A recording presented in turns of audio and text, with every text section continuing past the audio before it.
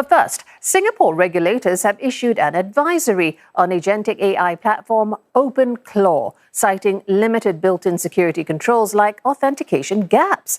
In its first such warning to organizations, the Infocomm Media Development Authority advised users against unrestricted access to files and applications. Doing so may run the risk of having sensitive data leaked to other external AI model providers. IMDA also highlighted other key concerns, including OpenClaw's lack of maturity, given the limited security testing prior to its release. Over 400 cases of vulnerabilities and exposure were reported. A quarter were considered highly severe, which could have led to data theft. IMDA recommends users to use multiple platforms with narrow and clearly defined roles, instead of creating a single and all-powerful agent with unrestricted access. Human approval should also be implemented through system-level controls as a guardrail. Third one is more about treating every input as untrusted, because OpenClaw is connected to your Slack, your email. So just make sure that whatever is actually coming as an input, it could attempt to manipulate it. So be wary of that. So in a way that these three things, if basically being operated in a disciplined manner, will help us to reduce the cases that may basically happen in terms of a cyber attack or bigger than that. So let's take a closer look and understand more about what OpenClaw is all about. Now, it is essentially an AI agent that acts as a personal assistant for users. It works through common chat interfaces like WhatsApp, Telegram, Slack. Released in November last year, its popularity was driven by the ease of usage and integration with other tools.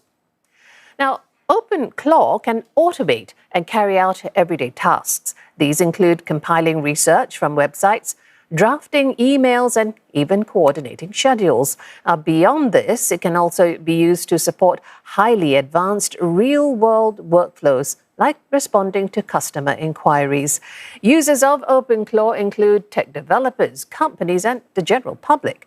Developers have also widely used it to run tests and code. But OpenClaw requires careful setup due to the risks involved. Despite patches, newer vulnerabilities are still surfacing. The AI agent can access files anywhere on the computer, taking over the privileges of the user account. Now, such deep and unrestricted access to files and systems increase the risk of sensitive data exposure. The memory that it stores also enables exploitation by bad actors. This may lead to unauthorized data transfer or misuse. Now, in China, regulators and security experts there have warned of potential risks. The country has reportedly banned state-run enterprises and government agencies from using OpenClaw on office computers due to security concerns.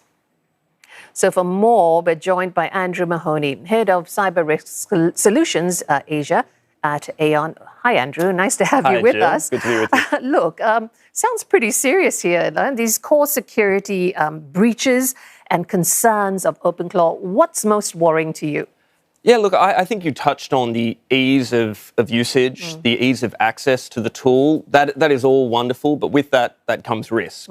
So the risk that the application, that using the agent will access sensitive data, will have a level of privilege. So, for example, would be acting as a system administrator in circumstances where you really don't want that to be the case. I'm just wondering how this all came about, because, we talked about the short timeline that it had before it was actually launched. So when the IMDA came in with this advisory, was it too late, just in time, or maybe too soon? No, I think they're acting very sensibly, very pragmatically. I think you mentioned we saw some guidance come out from China initially.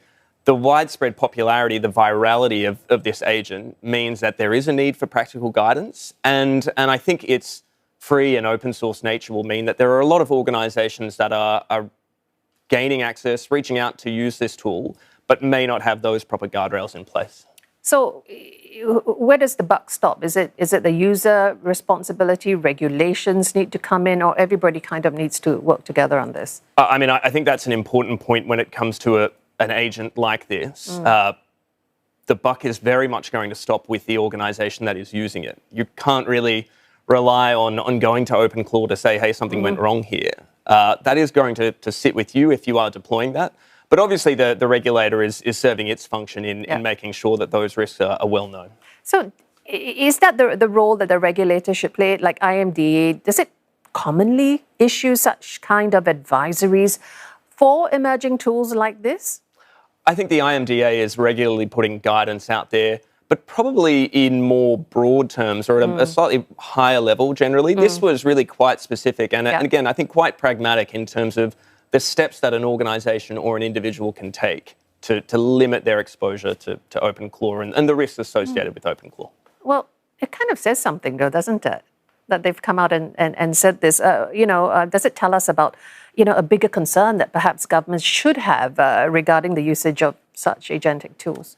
I think there is a high level of sensitivity around artificial intelligence generally. We spend a lot of time thinking about how artificial intelligence can be used against organizations, but what we're seeing quite clearly here is that how artificial intelligence, which you might be deploying to make your life easier, does render you vulnerable. And that might be to a bad actor, it might be to a hallucination. So I think regulators are keeping a very keen eye on what's going on here. We saw a lot of attention around the Claude Mythos story and the potential for AI, particularly if organizations aren't doing things like patching regularly and putting in place the sorts of privilege and access management solutions you need. I guess what's concerning is, yes, we know the vulnerabilities and how we might be impacted, but how might a bad actor come in to impact? How might they use this gap, so to speak, to? Yeah, there are a number of ways. So I think we often think about the threat actor. We all should operate under an assume breach mentality, that assume that a threat actor can gain access to your systems. The real question is, what can they do when they get there? Now, if you have a tool like OpenClaw operating without the guardrails that the IMDA is talking about, there is a greater potential that a threat actor can get there and really ask OpenClaw to give it the access it needs to cause serious damage. There are more sophisticated attacks that can also be used, things like prompt injection, where a threat actor can, bit by bit, tell OpenClaw the way that it wants to gain access to sensitive data. So it's a rapidly changing world in that threat landscape. Well, it is, and we're all kind of learning and trying to play catch up, really, because it's changing so quickly. So when it comes to individual companies, one thing, but even individuals, that are already using OpenClaw for day-to-day things, you talk about guardrails. How easy or hard would it be for them to institute these precautions? And what do they need to change? Is it going to be very expensive, or is it quite simple to do?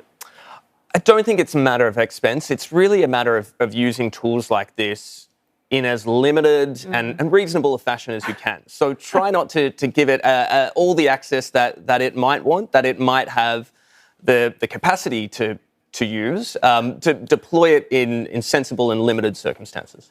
Okay, so can you give me an example? How would you balance it out? And what's this fine balance between using it so that it helps, but not giving it so much? I mean, as an individual, I wouldn't have it near most of my apps or my WhatsApp account. Certainly, I think as an organisation, keep it away from anything that is privileged, where we have an administrator access, and any application or interface where you're holding sensitive data. All right. Well, thank you so much for that advice. Something we should all be thinking about on a very daily basis. Thanks so much, Andrew. Thanks for having me. Speaking there with Andrew Mahoney, Head of Cyber Risk Solutions, Asia at Aon.